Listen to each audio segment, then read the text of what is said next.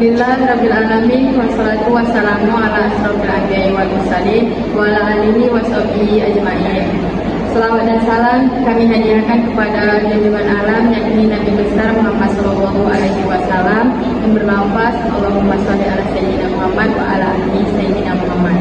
Perkenalkan, nama saya Alimah Sadiana Sekian. Perkenalkan, nama saya Tiari Indari. Saya dari Siti Ramadhani. Kami dari kelompok 8 akan menjelaskan tentang materi aliran-aliran dan teori dalam ilmu hukum. Materi yang pertama akan disampaikan oleh teman kami, Tiara Indari. Pengertian aliran-aliran dan teori dalam ilmu hukum. Pengertian aliran dalam ilmu hukum. Aliran-aliran atau mazhab filsafat di hukum adalah pandangan fundamental dan filosofis yang berbeda-beda mengenai hakikat, sumber, dan tujuan dari hukum itu sendiri. Aliran ini berfungsi sebagai kerangka pemikiran utama yang mendasari studi dan penerapan hukum. Selanjutnya, teori hukum zaman klasik. Filsafat hukum pada zaman klasik dinominasikan oleh gagasan hukum. Alam hukum dipandang sebagai tatanan yang bersifat universal dan abadi, berasal dari alam semesta atau akal manusia, bukan hanya buatan penguasa.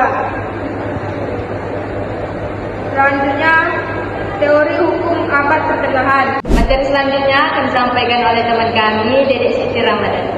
Teori hukum abad ke-19. Abad ke-19 adalah periode kritis di mana ilmu pengetahuan dan rasionalisme modern berkembang pesat.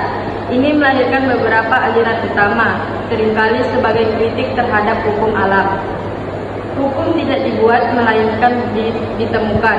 Hukum dipandang sebagai penjelamaan jiwa rakyat yang tumbuh dan berkembang bersama masyarakat dan tidak dapat dipaksa dari luar. Hukum yang sah adalah yang mencerminkan kesadaran hukum masyarakat. Dan selanjutnya, teori positivisme dan utilitarianisme. Utilitarianisme, tujuan hukum adalah kemanfaatan atau kebahagiaan terbesar bagi jumlah orang terbanyak.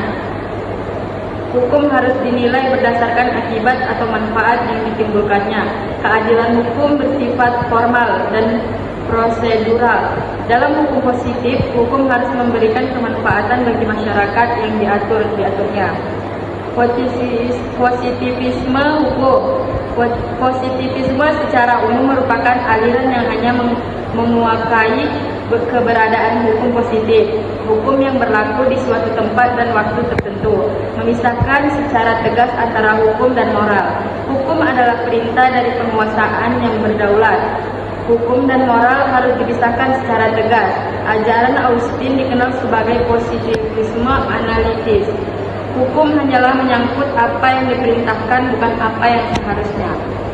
Dan materi selanjutnya akan dilanjutkan oleh saya sendiri. Teori hukum murni. Teori ini adalah pengembangan lebih lanjut dari positivisme hukum. Disebut juga positivisme yuridis.